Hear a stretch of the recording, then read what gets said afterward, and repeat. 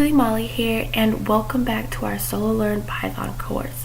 Now, previously in the last two presentations in our last two semesters, we've been talking about Python, right? What Python is, what our challenges are in Python, what we want to make.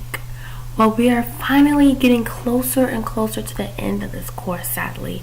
But the awesome thing is, sooner or later, we're going to be making something with our Raspberry Pi and all of the skills we've been learning in Solo Learn.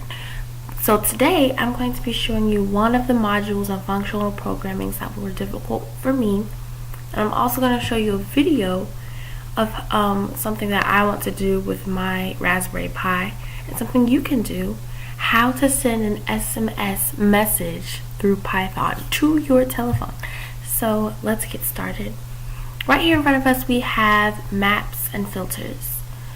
The built-in functions map and filter are very useful higher order functions that operate in a list or similar objects called irritables. An irritable is a term that we use in Python. Irritable is kind of something to take our code to the next level. Kind of like if you don't add that icing to the cake, it doesn't really suit it, right? So irritable is like that. It's very important, and sometimes you don't know when to use it. The function map takes a function and an irritable as arguments and returns a new irritable with the function applied to each argument. And below we have an example, a very simple example. And the next problem wasn't so simple for me, so I'm going to show it to you guys. Okay, so it says fill in the blanks to multiply each item in the list by 2 using by 2. So multiply each item in the list by 2 using Lambda syntax. So as we know, Lambda probably should go first, second, third. Nums always is something that has to do with Lambda.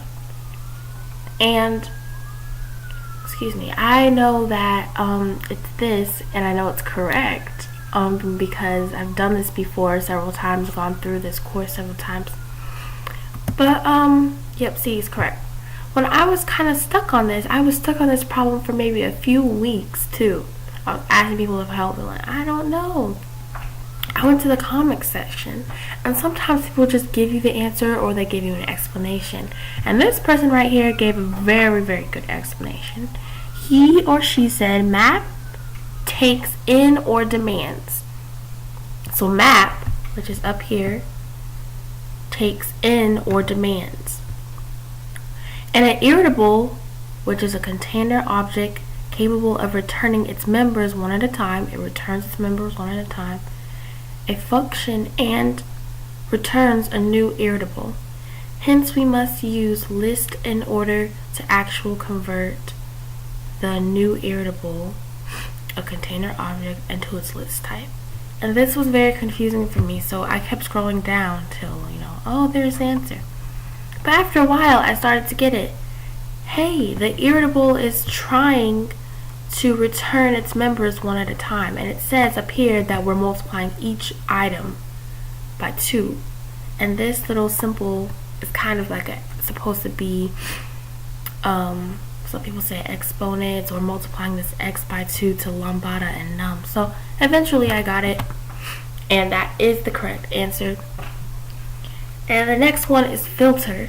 Now filters and functions are an irritable because they remove items that don't match. They predict, basically, like the weather channel. Oh, it's not going to be raining this day. Oh, that's what filters and irritables do. So let's get started on our next problem.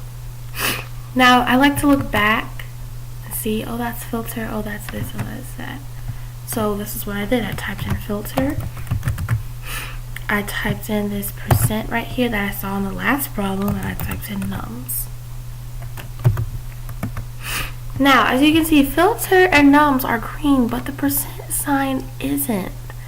I was also stuck on this problem for a very, very long time, and I didn't see this little comment section here. But we're going to click on it because the very first, which is the best, Smith and Doshi really explained it well, so I'm going to read it out to you guys. Hey friends, here's the best example for filter I can give you. Assume the list name is fib equals all those numbers right here, 0, 1, 2, 3, 4, 5, 6, 7, 8, 9, 10, 11, all the way to 55, right? Now I want to remove all the even numbers from the list using filters and lambda functions. So my code is result equals filter lambda x, just like the one we saw in the last in the example, right? You see that %?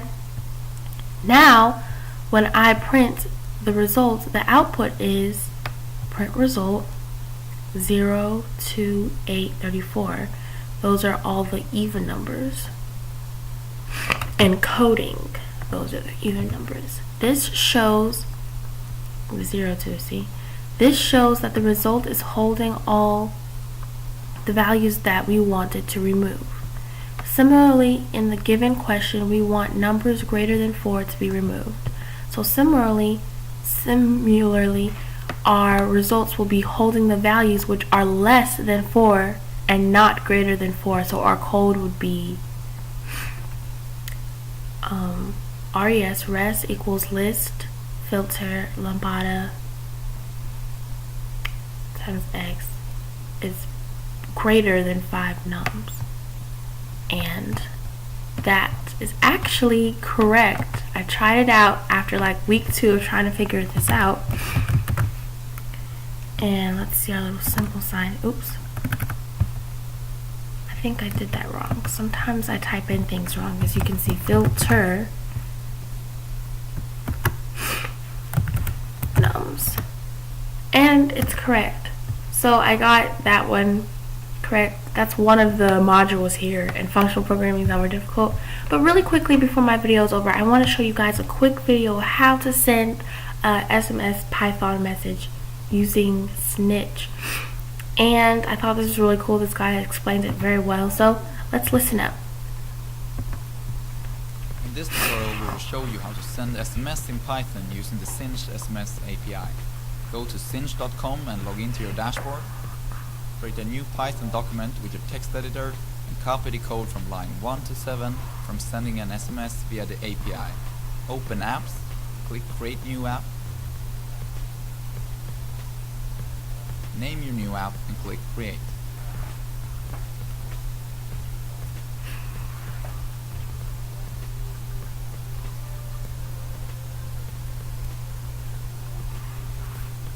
Now it's time to get your credentials.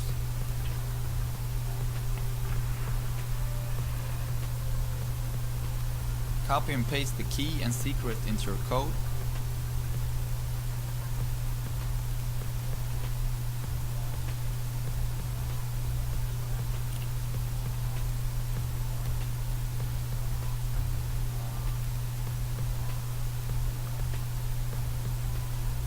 Run Python in the terminal and run your file.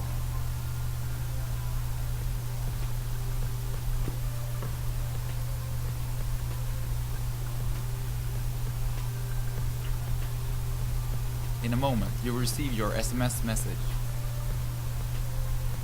Sign up now and get $2 free credit to try out our SMS API. To learn more, visit sinch.com.